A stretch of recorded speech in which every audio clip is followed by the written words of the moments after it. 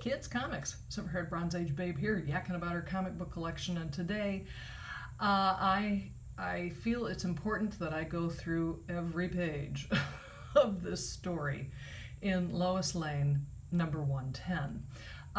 This is kind of the infamous "Don't Take My Papoose, He's My Baby Now" Lois Lane story from 1971. And it's written by Bob Kanigher. So those of you familiar with Bob's work will know that it's going to be a mixed bag of probably good intention mixed with, I don't know, too much scotch. I don't know what was going on. But anyway, let's start with the cover, which is absolutely terrific, actually, for a comic book cover. This is done by Dick Giordano. And it's great. I've always loved the cover. The Indian wear that Lois is sporting there, that she does not wear that in the story. So they took a few creative licenses with the story to give the cover that bit of pizzazz, but let's open it up, and the story is called Indian Death Charge. And you have a great splash page, actually, where this warrior, Johnny Lone Eagle, is telling Lois, go back. This is a red man's last charge to fight for his own land. You have a true story now. Run for your life. We do not want a white woman to fight our battle. And Lois says, no, you're wrong. You're wrong. Your fight is my fight. No matter what, I'm staying to the end. It's like, oh, well, this is kind of going to be intriguing. Turn the page, and the story starts with your first example of whiplash by being thrown into the story here in a squalid side street of Metropolis, a melting pot of unrest. Clark Kent heads a TV filming crew filming Lois Lane's People USA. And Lois says, Madam, I am looking for the Mother of the Year for the Daily Planet contest. Would you answer? ... And she said, who picked you with your new dress and your latest hairdo, looking as if you just stepped out of a department store window? What do you know about being a mother? You're a fake. Tell your newspaper to send around a real mother, a woman who sees the world through her own tears because she sees her child growing up in a jungle. So it just seems awfully strange that you would try it. You got to give Kanigher, I guess, a little bit of credit to really start talking about, some of these squalid side streets, but pairing it with the Mother of the Year search, I don't know, whatever. But it all leads up to the whole point of this page, which is to have Lois like, oh no, that's right. That woman's right. If I would be a mother if only Superman would marry me. And Superman's like, get over it, do your job. In one panel, so then Lois sleeps on it, and what she decides to do is go to a orphanage and ask if she could adopt a kid. And she was told, sorry, we only place orphans with married couples. It's a rule. So she goes back to the Daily Planet and tells Perry White, I am not working on these Mother of the Year stories anymore. I just can't. I can't do it. I just can't do it. So he says, fine.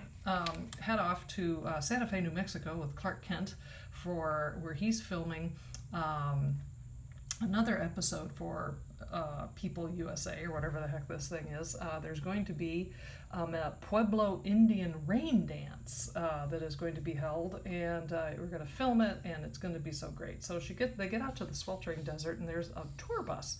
People have obviously paid money to get on a tour bus to come out into the middle of the desert and watch a rain dance, and they're waiting around for it. But while they wait around, the people who paid money and actually wanted to do this start muttering all this racist stuff. Those Indians look like they never heard of a comb. They're ugly sons of guns, aren't they? They all look alike to me. And bet they'd never beat Custer if they'd fought fair. So it's like, oh dear, racism. Here it is now.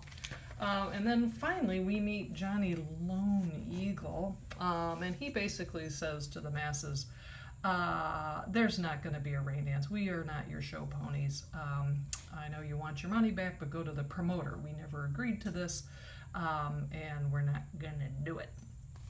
And so there commences a fight between the construction workers who are working on a nearby dam who wanted to see their rain dance. Thank you very much. And the Native Americans, so a fight ensues. Clark escapes, saying he's going to call the police, and Superman returns and basically separates the crowd and sends Lois off with the Native Americans, says, see if you can, kind of calm them down. I'll do the same thing with Hard Hats. And so Lois has a chance to interact with Johnny Lone Eagle. And that's his sister, by the way. Singing Rain, I believe is her name. And it's at this point that Johnny Lone Eagle tells the story of the brutality of that Native Americans faced in this country. It's like they shot all our buffalo and starved us out, and they polluted our waters, and they burned our forests, and there's actually no mention of slaughtering of their tribes in One Swell Foop, but hey, it is still a comic book. And then the real crux of why Johnny Lone Eagle is ticked off today is because the white man is building a dam in order to create a fishing paradise for millionaires. But sadly, on the other side of the dam, their town is going to be flooded out and they'll be wiped out. And so, that doesn't seem good. And then you get a little backstory on Singing Rain, like why is she wandering about this story, and where's the papoose' daddy? It's a year ago I received word that my husband, Joseph Brightwing, was missing in action in Vietnam. He never saw his son. And Lois Lane is saying, well, why are you taking this baby to these kinds of events? It's not safe. And Singing Rain says, well, the father would want our baby, Little Moon, to die like Indians, not surrender to the white man's whims. Like, ooh, okay. So that night, Lois hangs out with the tribe, and as they prepare for tomorrow's explosive finale. And this is just fantastic. She decides to file her story. Again, don't ask me if this is making any sense, because it doesn't, but it's hysterical. By smoke signal. This is Lois Lane's People USA, telling the story like it is. Indians, the first Americans, may be making their last stand. Puff, puff, puff. In a few hours. Puff. I mean, like, okay. Great. And then you get these two panels where it's like, oh my God, what happened to your sister? Did she faint? It's like, no. Singing Rain's eyes are blinded with grief over the death of her husband. She stumbled and struck her head on this rock. So she's just lying there, like she's kind of taking a nap. Let me take you to the town doctor. And she says, no, I'll be all right. I wish to be with my people to the end. Okay, Singing Rain, whatever you say. They all meet up at the dam. The Indians are ready to blow it up. The Hard Hats are ready to rush them, as they say. And Superman flies in and just picks up the dam and moves it to another spot that he has arranged with the authorities, so that the rich fishing people, or the rich millionaires, get their fishing lodge, and the tribe gets to not have their hometown flooded out. Yay. In the meantime, the Singing Rain, sadly, she passes away.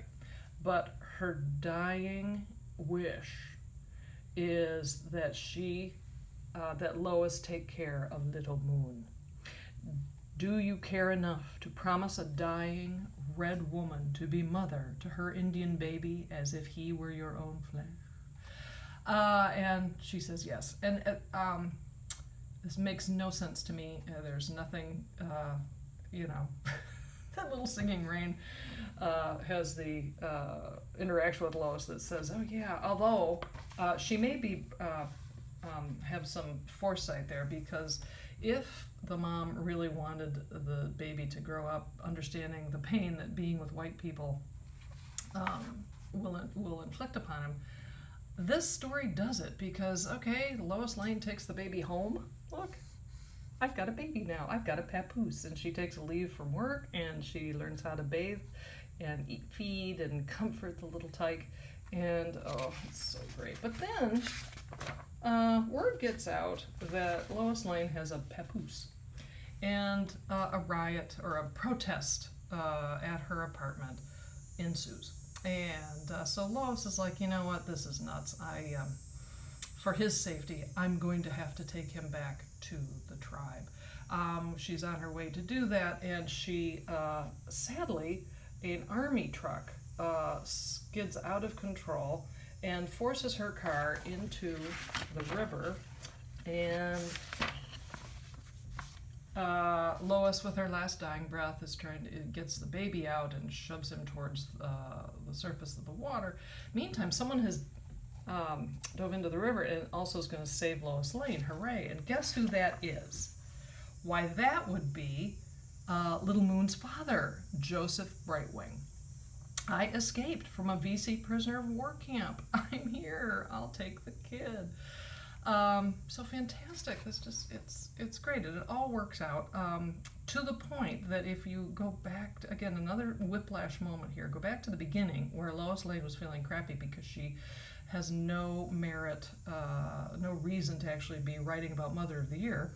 The Daily Planet, the write-in vote for this award ceremony has selected Lois Lane as Foster Mother of the Year. Hooray! Hooray! Speech. But then someone in the crowd says Lois Lane is colorblind. If she thinks a white woman can bring up a red Indian baby, it's like, oh, there's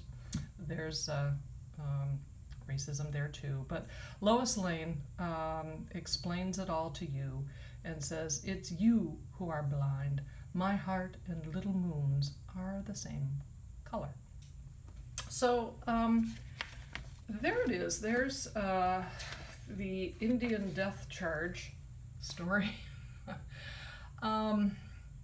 Boy, you know, I've read it several times now, and my mind just still races with like, oh Lord, you know, yeah, okay.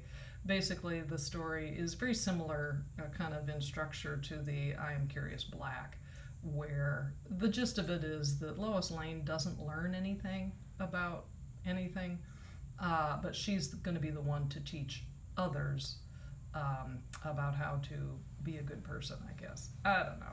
So, well, there you go. Thanks for hanging with me for this ridiculously long video. I'll see you next time.